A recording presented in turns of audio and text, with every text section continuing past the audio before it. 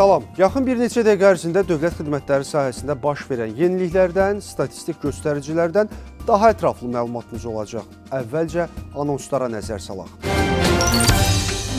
Ötən həftənin statistikası nə qədər müraciət cavablandırıldı? Asan Xidmət İslam İnkişaf Bankı ilə əməkdaşlığı genişləndirir. Süni və təbii zəka debat görüşü təşkil olundu. Yaşad Fondu dəstək tədbirlərini davam etdirir. Asan İnnovativ İnkişaf Mərkəzində AI Zone otağı yaradıldı.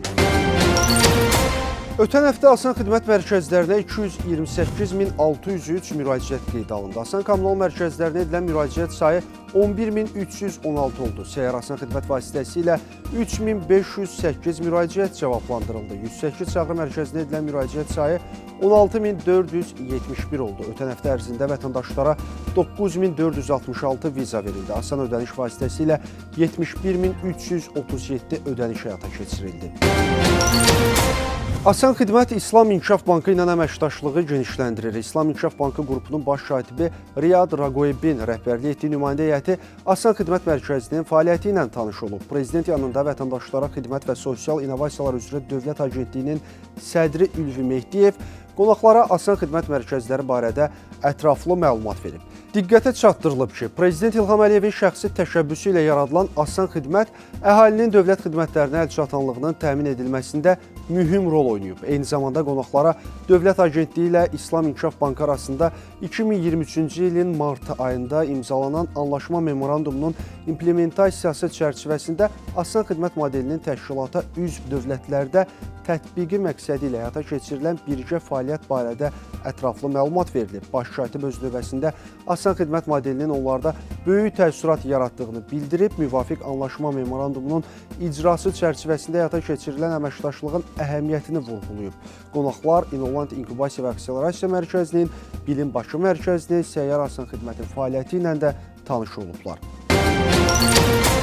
Asan İnnovativ İnkişaf Mərkəzi tərəfindən süni və təbii zəka debat görüşü təşkil olunub. Məqsəd sürətlə inkişaf edən süni zəka texnologiyalarının insan yaradıcılığına, düşüncə tərzinə və təbii zəkaya təsiri barədə geniş müzakirələrin təşkil olub. Future Bright şirkətinin ölkə direktoru Könül Əliyevanın moderatorluğu ilə aparılan debatda spikerlər qismində yazıcı Akşin Yenisey, dünya yaddaş çempionu Orxan İbadov və İnnovasiyalar Mərkəzinin ictimaiyyətlə əlaqələr üzrə baş mütəxəssisi Nofəl Əliyev çıxış ediblər. Müzakirələr zamanı süni zəkanın insan fəaliyyətində rolu, onun yaradıcı potensialı, təbii zəkadan fərqləri və gələcəkdə cəmiyyətə təsiri ətrafında fikir mübadiləsi aparılıb. Həm süni, həm də təbii zəka tərəfdarları arqumentlərini elmi faktlar, şəxsi təcrübələr və praktiki nümunələrlə əsaslandırıblar. Asan İnnovativ İnkişaf Mərkəzi tərəfindən bu formatda daha çox müzakirələrin təşkili planlaşdırılır. Yaşad Fondu müalicə və psixoloji dəstək xərclərinin ödənilməsi istiqaməti üzrə işləri davam etdirir. Müharibə əllə Allahverdiyev Arzuman Mikail oğluna tibbi xidmət göstərilib. İcbari tibbi sığorta üzrə Dövlət Agentliyinin icbari tibbi sığorta üzrə xidmətlər zərfində yer almayan xidmətin ödənişi Yaşad Fondu tərəfindən qarşılanıb. Eyni zamanda şəxsin dərman təminatı ilə bağlı müraciətləri də fond tərəfindən təmin edilir. Qeyd edək ki, Yaşad Fondunun hesabatları və xərclənən vəsaitlərlə bağlı ətraflı məlumatı yaşad.gov.az rəsmi internet saytının hesabatlar bölməsindən əldə edə bilərsiniz. Asan Xidmətin İnnovasiyalar Mərkəzi ilə Atəşkəs Sığorta Şirkəti Açıq Səhmdar Cəmiyyəti arasında əməkdaşlığa dair anlaşma memorandumu imzalanıb. Sənədi İnnovasiyalar Mərkəzinin direktoru Vüsal Rüstəmov və Atəşkəs Sığorta Şirkəti Açıq Səhmdar Cəmiyyətinin İdarə Heyətinin sədri Elçin Əhmədov imzalayıblar. Memorandum çərçivəsində Asan İnnovativ İnkişaf Mərkəzində AI Zone otağı yaradılıb və burada praktiki süni zəka təlimlərinin təşkili nəzərdə tutulur. Həmçinin tərəflər innovativ maarifləndirmə və korporativ sosial məsuliyyət sahələrində birgə layihələrin icrasını, tələbə təcrübə proqramlarının həyata keçirilməsini təmin edəcəklər.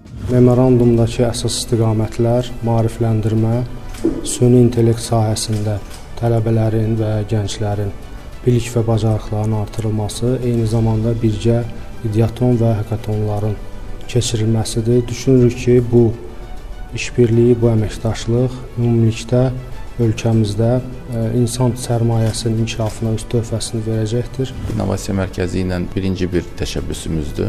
Digər fəaliyyət istiqamətlərində müəyyən etdikdən sonra düşünürəm ki, bu əməkdaşlığın daha da genişləndirilməsi faydalı olar. Belə, missiyamız xidmətlərin təşkilində müasir, innovativ texnologiyaların və metodların tətbiqi ilə vətəndaş məmnunluğuna nail olmaqdır. Bu və ya digər maraqlı faktları, faydalı məlumatları, gündəm xəbərlərini qaçırmamaq üçün Asan TV-nin sosial media səhifələrini mütləq izləyin.